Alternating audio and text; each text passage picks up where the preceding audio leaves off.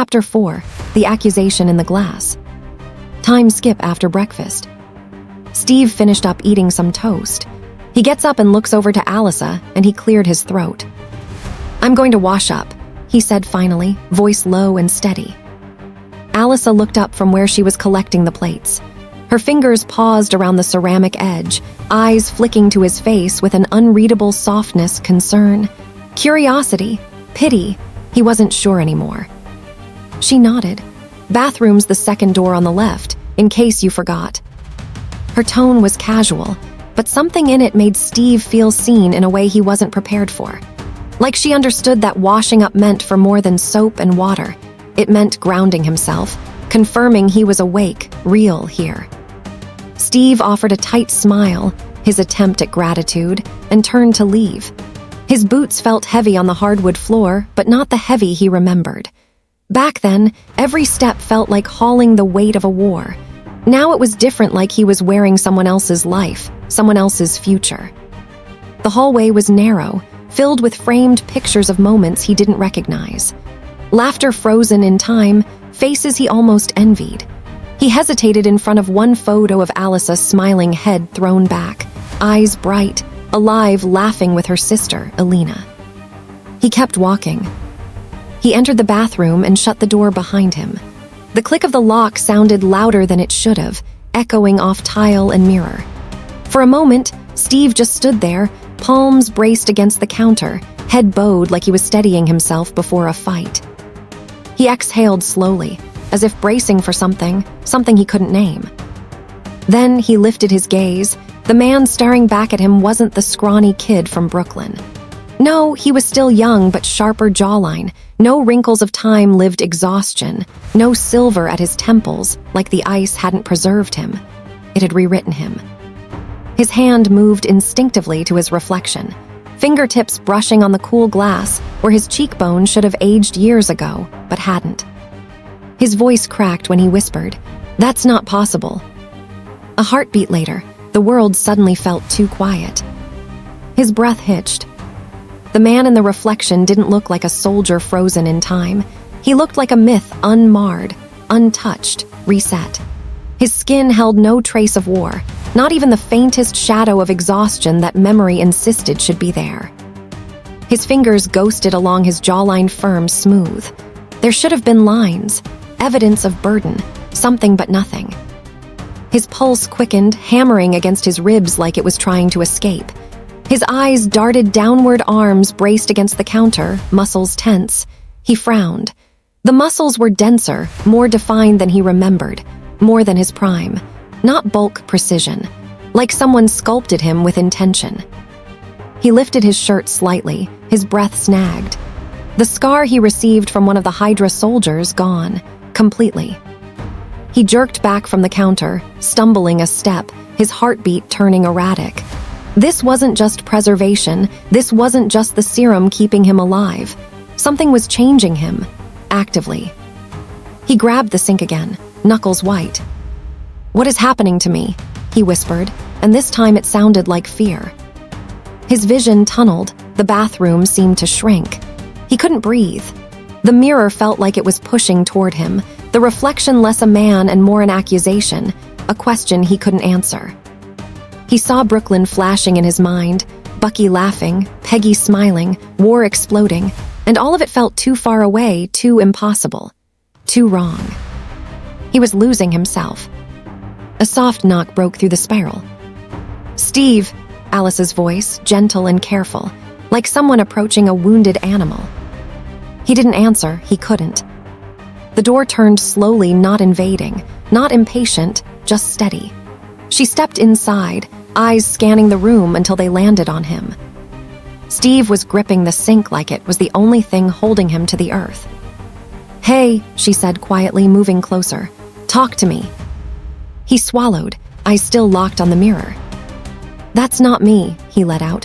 "I'm supposed to be older, I should have. Scars, time, history." His voice cracked. "I look like I blinked and missed my entire life." Alisa took another step. "Steve." "The serum," he muttered, panic rising again. "It's doing something. I shouldn't look like this. I shouldn't feel like this." His hands trembled.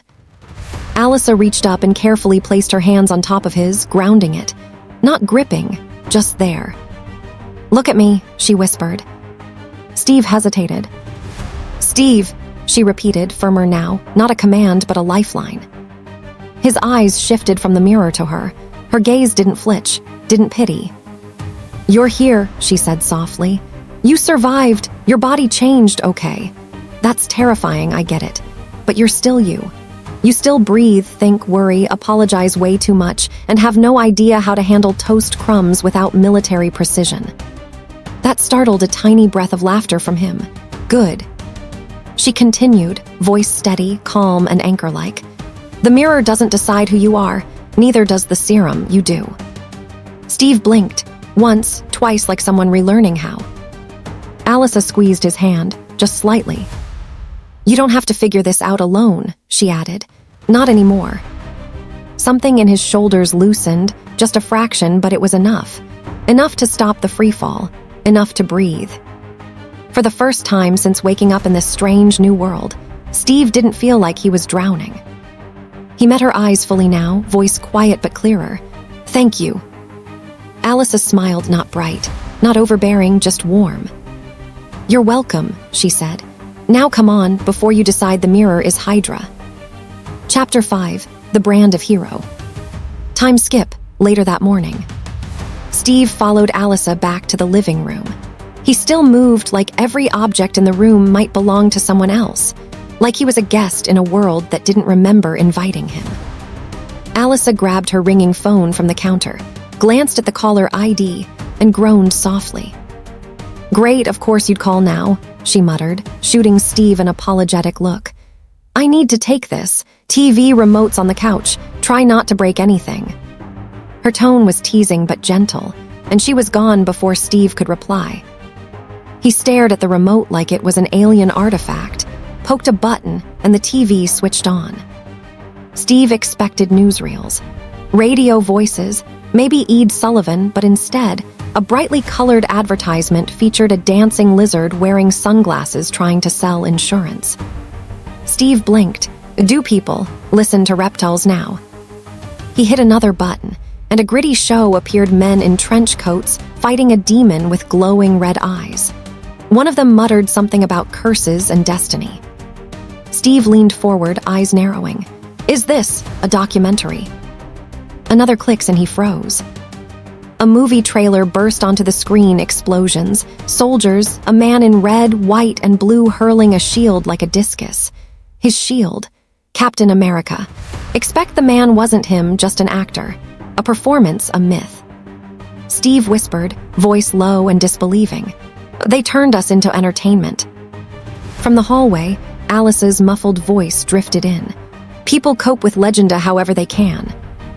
He wasn't sure if she meant to answer him, but the words hit anyway. He kept watching, expression tight, almost wounded. The trailer ended, replaced by a talk show panel. Captain America isn't just history, he's a symbol, a brand. A brand. Steve's jaw tightened again. No battlefield prepared him for that word. Brands were for toothpaste and breakfast cereals. Not soldiers, not friends who died in the mud of Europe. Not Bucky. He sucked in a breath, chest tight. He clicked the channel again, needing escape, and landed onto something worse. On the screen, a pale, brooding man stared dramatically at a girl in the woods. This is what I am, the man told Bella on the TV. Steve frowned. So far that tracked. This is the skin of the killer, Bella. The man said as he stood in front of the sun, his skin shining like diamonds. Steve blinked once, twice. Is he, bedazzled? He leaned to the side, squinting, like the screen might correct itself. Bella in the movie gasped. Steve's brows drew together. Is this what people fear now? He sat back, dazed. In my day, monsters didn't shimmer. He wasn't sure if he was offended for the supernatural community or confused about humanity's declining standards.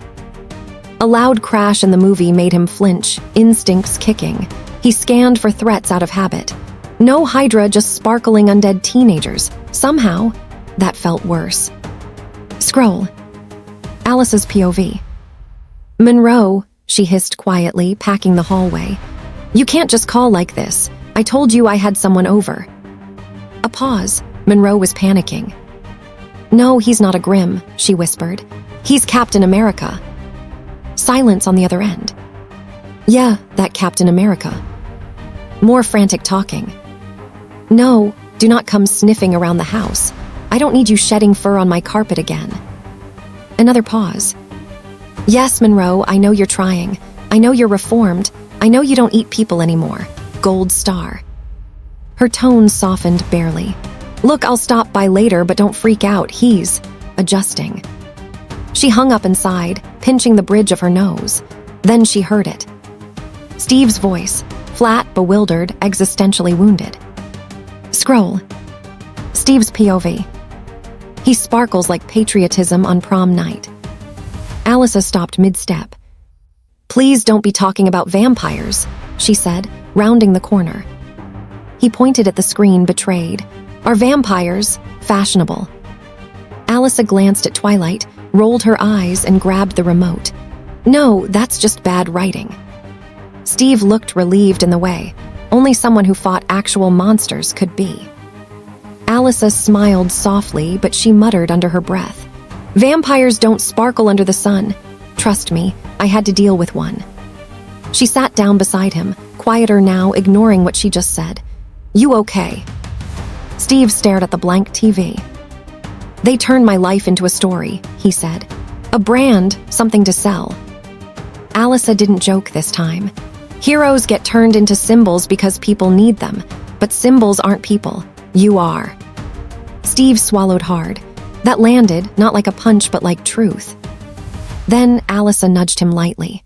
Come on, I'll make you real food later. We'll avoid sparkly vampires together. Steve almost smiled. Almost, and for first time since waking up, the world didn't feel so impossible. Chapter 6, One Secret at a Time. Time skip Monroe's house, afternoon. Monroe's house sat exactly as Alisa remembered it, quiet, tucked back from the road, charming in that slightly unsettling way that made first-timers uneasy without knowing why. The wind stirred the trees as Alisa slowed her steps, her jaw tightening a little. Steve noticed. You okay? He asked softly, glancing at her. Alisa nodded. Yeah, just Monroe. Steve smiled faintly. He sounds persistent. That's one word for it, she muttered. Before Steve could say anything else, the front door swung open with barely a warning. Alisa, Monroe beamed, practically bouncing on his heels. His eyes flicked to Steve instantly, curious and assessing. You actually brought him. I said I would, Alisa replied dryly, eventually. Monroe clasped his hands together, excitement barely contained. Right, wow. Okay, hi, Monroe, nice to finally meet you. Steve stepped forward, offering his hand with his usual calm politeness. I heard a lot. Alisa notices a black van, but it drove away before she could say anything, and she shakes her head before looking at Monroe and Steve. Monroe laughed nervously as he shook Steve's hand. All good things, I hope. Alisa cleared her throat sharply. Monroe, a word. She grabbed his sleeve before he could respond and pulled him into the kitchen as Steve walked into the living room. Monroe leaned in, whispering, Is this the part where you tell him? Alisa shot him a look. This is the part I tell you to stop acting like that. His smile faded. You haven't told him yet. No, she said firmly. Steve doesn't know about Wesson, about any of it. Monroe blinked. Alisa. I know, she cut in quietly. I know what I am, I know what he is, and I know exactly how this could go if it comes out the wrong way. Monroe's voice softened. He deserves the truth. He deserves it when I'm ready, she replied. Not because you keep asking, not because you're excited, and definitely not because someone accidentally wogs in front of him. Monroe swallowed. I won't say anything. I mean it, Monroe, she added, lowering her voice even more. No hints, no slip-ups, no fun facts. He's human, and he trusts me. Monroe nodded slowly. Okay, I promise. She studied him for a long moment before finally releasing his sleeve. Good. They turned back towards Steve together. Steve raised an eyebrow, amused. "Everything good?" "Yep," Alisa said smoothly. "Just setting ground rules." Monroe laughed a little too loudly. "Very, very clear ground rules." Steve's gaze lingered on them for a second, sharp, observant, but he didn't push. "Well," he said, "I guess I'm finally seeing the famous Monroe's house." Monroe brightened again. "Welcome, just, make yourself at home." Alisa caught Monroe's eye one last time, one secret at a time. Man. Nick Fury's POV. Nick stood near the wide glass window of his office, Washington stretched out below him in muted grays and steel. A tablet rested on his desk, untouched. He was halfway through a report when his secure line buzzed. He answered without looking. "Fury." A voice came through, tight but professional. "Director, we have a situation." Fury turned solely, already listening. "Talk to me." One of our team, who was ordered to go to Portland, made visual contact with Steve Rogers. The room seemed to be still. "Repeat that," Fury said calmly. "Confirmed sighting. Civilian clothes. No mask, no attempt to conceal his identity." Fury's fingers curled slightly around the edge of his desk. "Location. Residential area. Older house on the outskirts of Portland. He entered with a woman." Fury's eye narrowed. "Name." "Unknown, but, sir," she noticed the surveillance vehicle.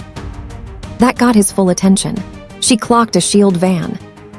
"Yes, sir." Direct look, no panic. Van disengaged immediately. Fury exhaled slowly through his nose. "Interesting."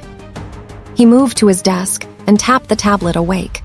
Steve's image appeared on the screen, grainy but unmistakable. "So he didn't disappear," Fury murmured. "He settled." "Yes, sir."